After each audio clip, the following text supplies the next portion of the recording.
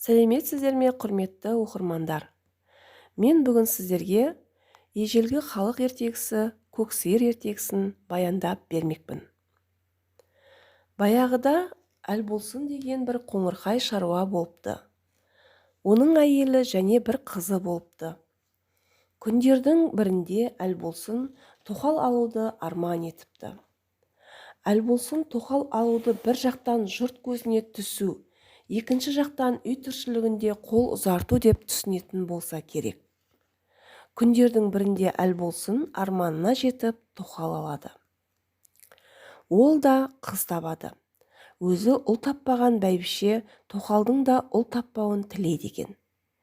Іштей қуана отырып, ұл таппады деп жазғырып, әдіре қалсын көңнеме деп тоқалды басынып алыпты.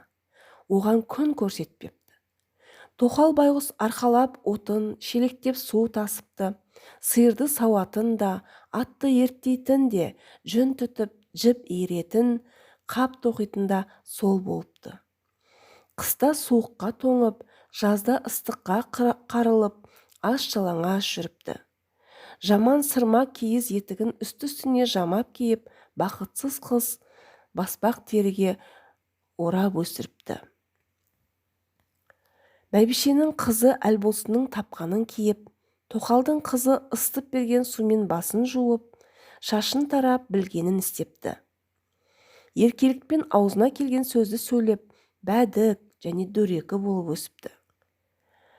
Әлболсын осы екі қыздан кейін перзент көрмепті. Күндер өтіп, ай толыпты, айлар өтіп, жыл толыпты, жылдан жыл өтіп, екі қыз ер жетіпті. Бой жетіпті. Тоқалдың қызы күң атаныпты. Анасының толып жатқан қиыншылықтарының өз үстіне алып, отын тасып, су әкелетін, ыдыс-аяқ жуатын, сиыр бағатын болыпты. Бәйбішенің қызы бәйбішеліктің әрекет қимылын, тәкаппарлығын, зілін және жасанды маңғаздықтарын келтіре алмай, шешесінен күнде сөз естіп, таяқ жеп, соның салдарынан өтірікші, жалтарғыш, қу болып өсіпті. Бір күні шешесі ұрып-соғып қуып шығарыпты. Ол жүгірген бойы сиыр бағып жүрген күңге барыпты. Барса, күң бір шидің түбінде бірдемені жеп отыр екен. Аң-таң болып біраз тұрыпты. Тоқалдың қызы оны байқамай қолындағы өрік мейіздерін жеп отыра беріпті. Бәйбішенің қызы дереу өзгеріп, «Сіңілім, не жеп отырсың? Маған да берші» деп сұрапты. Байқамай қалған күң сасып, «Ойбай, не жеп отырушы едім? Қарным ашқан соң бұталардың басындағы бірдеңелерді теріп жеп отырмын» деп өрік мейіздерін тыға қойыпты. Ана қыз, «Әкелші не болса да мен де көрейін» деп қадалып тұрып алғаннан кейін күң лашсыздан бір тал мейіз беріпті. Бәйбішенің қызы қолына мейіз тиісімен ұшып шешесіне келіпті. «Апа, айдалада сиыр бағып қаңырығы түтеп, жұлығы шығып, үйге келсе жуынды ішіп, суымен кіріп, күлімен шығып жүрген әлгі қу күң құрлы ақыл ес болмады ма сен албастыда деп маған кешке шейін ұрсасын. Ол сияқты күнде өрік мейіз жесем, мен де ақылды болар едім» депті. Шешесі жалма-жан қызының қолындағы мейізін алып татып көріп қызына, «Күңнің артынан аңдып жүр, қайтер екен» деп тапсырыпты. Сөйтсе, сиырдың ішінде бір көк сиыр бар екен. Ол өріске барғанда күңге өрік мейіз құсып беріп жүреді екен. Күң жартысын өзі жеп, жартысын шешесіне әкеліп беріп жүреді екен. Бұл оқиғаны қызына аңдытып жүріп әбден білгеннен кейін бәйбіше Әлболсынның мазасын алыпты. Ақыры қояр да қоймай жүріп көк сиырды сойғызатын болыпты. Күң көк сиырды әкелуге жылай-жылай барады. Көк сиыр жылап келген қызды көріп, жерге қарап мөңіреп, көкке қарап есінеп, «Жылама, мен тегінде сен үшін жаралғанмын. Мені сойғанда ешкімге сездірмей 4 сирағымды, жалбыршақ қарнымды, 2 мүйізімді, қарнымды, тілімді ал. Ішегімнен 1-2 құлаш ал. Сөйтте барлығын мен күнде мейіз құсып беріп жүрген жерге апарып көм. 3 күннен кейін аш» депті. Күң сиырдың сирақтары мен мүйіздерін Оңай алғанда ішек қарны әрең алыпты. Түнде ит алып кетті қылып ұрлапты. Сөйтіпті де түн ішінде апарып сиырдың айтқан жеріне көміпті. Бір күн өтіпті, 2 күн өтіпті. Енді қайтер екен деп бәйбішенің қызы бірінші, екінші күні де аңдып, оның соңынан қалмапты. Бірақ бұл күннің ішінде күң еш нәрсе істемей тік жүргендіктен, бәйбіше қызының көңілі жай тауып аңдамайтын болыпты. Үшінші күн күң әлгі жерді ашса, келіскен бір пар етік, бір көйлек, жеке бөрік, жібек орамал тұр екен. Алып киіп көрсе сондай жарасыпты.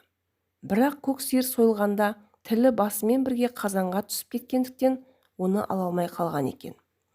Егер ол болғанда келіскен күміс тарақ болып шықпақ екен. Бұл киімдерді көрген күң бұрынғысынан да шаттанып, суға барып әбден шомылыпты. Басын жуып, шашын қолмен болса да әдемілеп тарапты. Әлгі киімдерді сиыр баққанда, киіп үйіне қайтқанда өз орнына тығып кетіп жүріпті. Күң бұрынғысынан әрі жарқын, жеңіл, епшіл, сүйкімді бола түскендіктен, бәйбіше онан әрі күндестік қылып, өз қызына ұрса бастапты.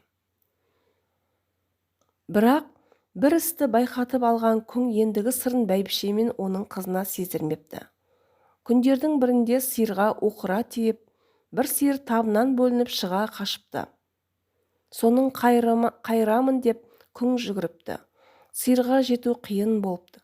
Сонда күң етігі ауырлап, оны шешіп қолына ала жүгірген екен. Сиыр тіпті бой бермегеннен кейін бір сыңарын лақтырыпты. Сиыр сонда да қайыру бермепті.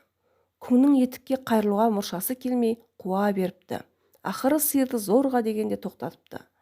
Қайда қалғанын болжай алмай кеткендіктен, қайтып келіп етікті әрі іздепті, бері іздепті, таба алмапты. Ақыры үмітін үзіпті. Бір күні бір жігіт сол жерден өтіп бара жатып, әлгі етікті тауып алыпты. Бұл әкесі үш әйел алған бір байдың баласы екен. 3 әйелдің пәлесінен үйінде тыныштықтың болмағанынан әбден тойып, ер жеткенде көп әйел алып мынадай азапқа түскенше таңдап тұрып сүйген біреуімді алайын деп жүрген жігіт екен. Әлгі етік оған әбден ұнапты. Апырай депті ол ішінен. Осы етік аяғына дәл келетін қызда мін болар ма екен? Сөйтіп ол етікті алып ел аралапты. Осы етік кімде-кімнің аяғына дәл келсе, соны аламын деп жар салыпты. Байға қолы жетсе, аспанға қол жеткендей болатын надан ел қандай, Әлбосынның бәйбішесі сияқты талай бәйбіше қыздарын әкеліп, етікті кигізіп көріпті. Бірақ біреуінің де аяғына сыймай, талай қыз таяқ жепті шешелерінен. Ал етік аяғына сыйған қыздар тым кішкене қыздар болыпты. Жігіт, апырай, осынша елден ешкімнің шықпағаны ма деп қайтып келе жатып, жолда әлгі сиыр бағып жүрген күнге кездесіпті. Жеке бөрікті, сәндеп киген, жібек орамалды мойнына боз салып алған, бір қолында сыңар етігі бар жалаң аяқ қызды көрген жерде жігіт аттан ұшып түсіпті. Қыз да етігін бас салыпты. Ағатай-ай, мынау менің етігім ғой, қайдан тауып алдыңыз деп сұрапты күң. Жігіт қыздың аты жөнін сұрап ала салып үйіне қарай шауыпты. Күң етігімді беріп кетіңіз деп айқай салса қарамапты. Ол үйіне барып әкесіне айтып, ертеңіне күңнің үйіне кісі салыпты. Бәйбіше жер көкке сыймай қуанып, қызылын шомылдырып, шашын тарап даярлатып тұрыпты. Немене, ай дегенше әзірліктерін істеп жіберіп жігіт келіпті. Келсе әлгі қыз жоқ, ерні қалың, қабағы түксиген бір сары қыз отыр екен. Жігіт ренжіпті. Әлболсынның үйі жігіттің ренжігенін біліп, лашсыздан күңнің қызын көрсетіпті.